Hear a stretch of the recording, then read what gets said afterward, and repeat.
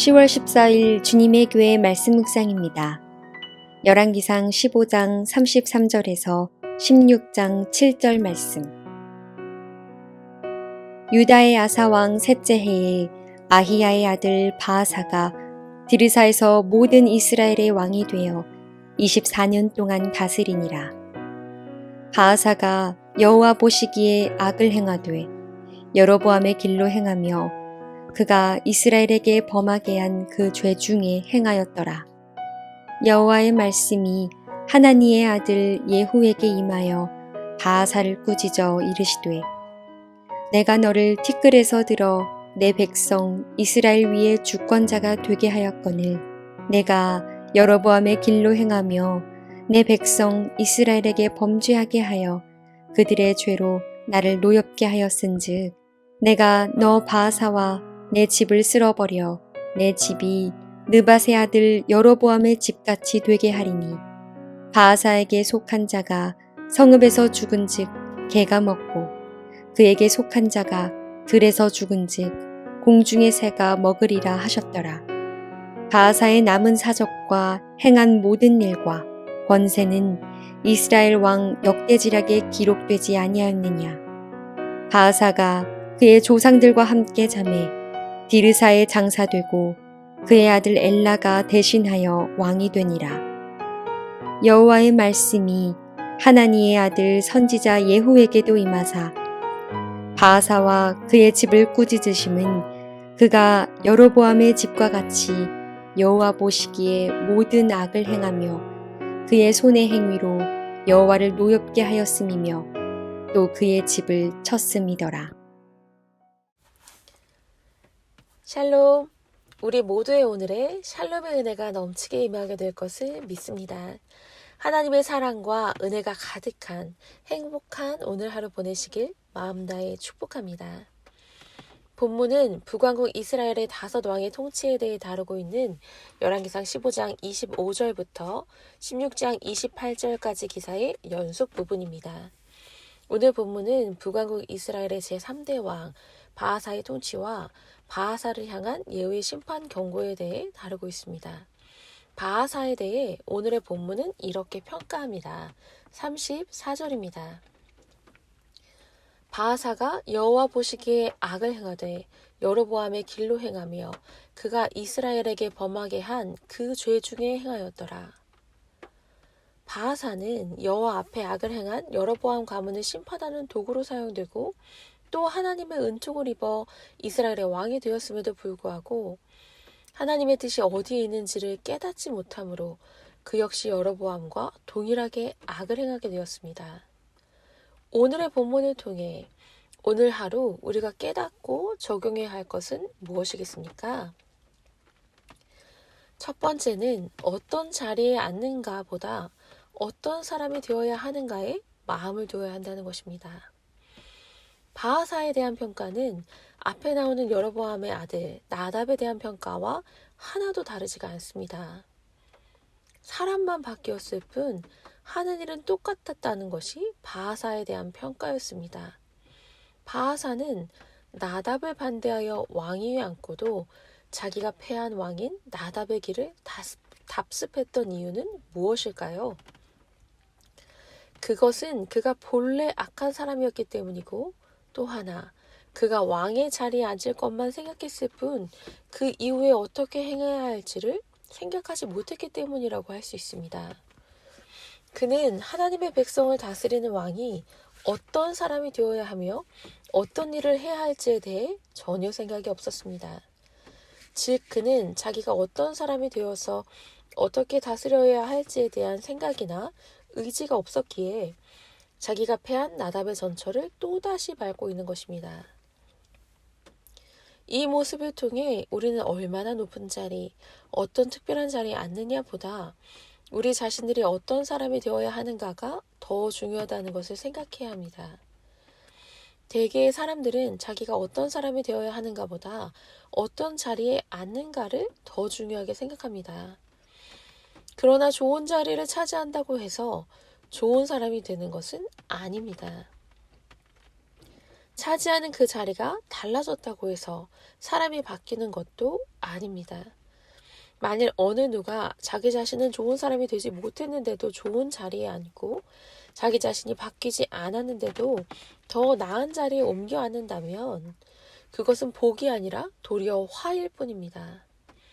통일 이스라엘의 초대 왕의 자리에 앉았던 사울이 필경은 하나님의 심판으로 전쟁터에서 죽게 된 것과 북이스라엘의 초대 왕 여로보암이 저주의 이름으로 불려진 것, 그리고 그 아들 나답이 신하에게 죽임을 당했던 것은 모두 그들이 그 자리에 적합한 삶을 살지 못했기 때문입니다. 또한 오늘 말씀에 나오는 바하사가 다음 장에 나오는 말씀에서 하나님의 저주를 받고 자기 자신을 쓸어버린 여로보암의 집과 같이 될 것이라는 경고를 들어야 했던 것도 같은 이유에서입니다. 그러므로 우리는 모두 하나님의 사람으로서 세상 사람들이 구하는 것과 같이 어떤 자리에 앉으려는 욕망에 사로잡혀서 그것에 연연해 하기보다 먼저 하나님 앞에서 어떤 사람이 되어야 할지를 생각해야 하겠습니다.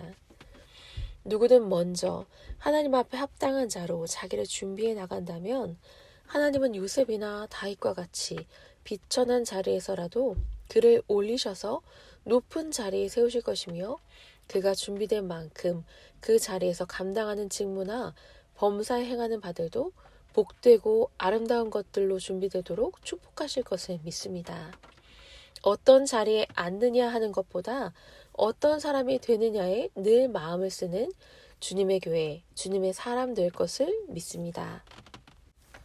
둘째, 세상이 부러워할 모든 것을 다 가지고 있어도 믿음이 없으면 헛것일 뿐입니다.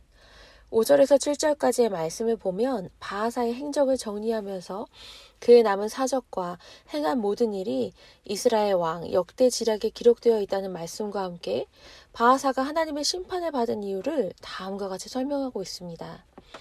그가 여로보암의 집과 같이 여호와 보시기에 모든 악을 행하며 그의 손의 행위로 여호와를 노엽게 하였음이며 또 그의 집을 쳤음이더라. 그런데 이 말씀의 마지막 부분에서 또 그의 집을 쳤음이더라에서는 우리는 약간 이상한 것을 발견합니다. 이 말은 바하사가 여로보암을 쳤다는 말인데 그것은 분명 하나님이 여로보암의 집의 악행에 대한 심판의 대리자로 바하사를 세웠기 때문에 발생한 일입니다. 따라서 그로 인해 바하사가 심판을 받게 되었다는 것은 모순이라고 할 수밖에 없습니다. 그러나 이 부분에서 또라는 말을 올바로 이해하면 문제는 자연스럽게 해결됩니다. 여기서 또라는 말에 해당하는 히브리어는 알로서 또 그리고 라는 뿐만 아니라 그럼에도 불구하고의 뜻을 가지고 있습니다. 이런 방향으로 생각해보면 이 말씀은 그가 악을 행하는 여로보암의 집을 심판하는 하나님의 도구로 사용되었음에도 불구하고 스스로의 죄악으로 인하여 하나님의 심판을 면할 수 없게 되었다는 것을 말합니다.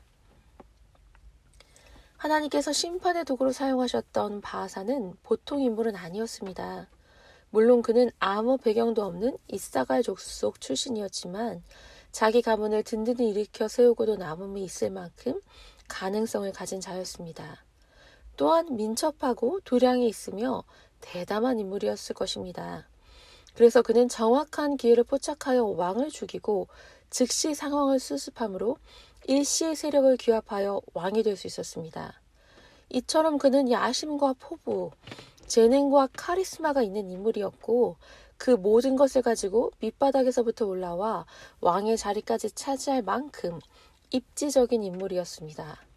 한마디로 그는 세상 모든 사람들이 부러워할 만한 모든 것을 갖추고 있었습니다. 아마도 그의 남은 사적들과 행한 모든 권세에 대해서 기록한 이스라엘 왕 역대 지략에는 그에 대한 대단히 훌륭하고 용맹한 기록들이 많이 숨어 있을지도 모르겠습니다. 그러나 그가 아무리 모든 것을 갖추었다고 할지라도 그는 우상 숭배자였습니다. 이 한 가지의 잘못이 오늘 말씀에서처럼 그와 그의 집안 전체를 파멸의 도가니로 몰아넣습니다. 이 한 가지의 잘못이 오늘 말씀에서처럼 그와 그의 집안 전체를 파멸의 도가니로 몰아넣습니다. 즉 바른 믿음이 그에게 없었기에 그는 세상이 부러워할 만한 모든 것을 가지고 있었지만 그 모든 것으로 하여금 저주스러운 것이 되게 하였고 쓸모없는 것이 되게 만들었습니다. 성경은 믿음 없이 쌓아 올린 것은 재산이든 지식이든 업적이든 모두 헛것이라고 말씀합니다.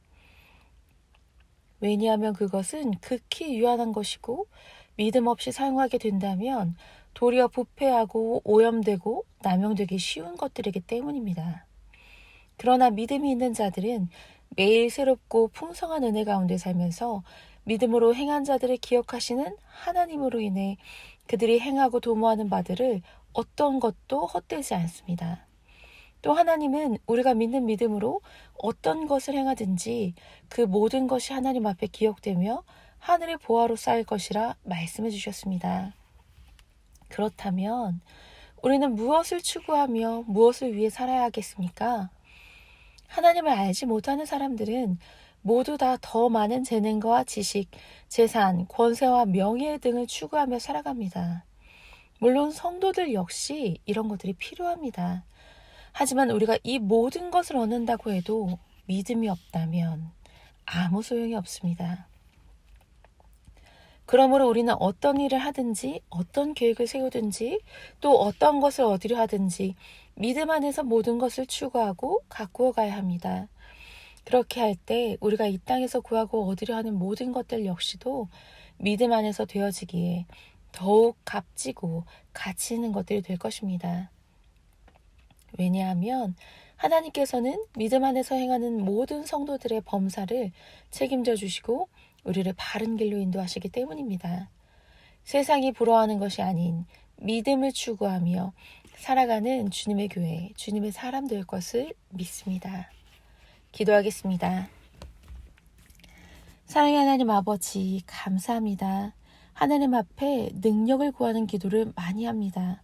남들에게 있는 능력 왜 나에게 주시지 않았냐고 원망할 때도 많습니다.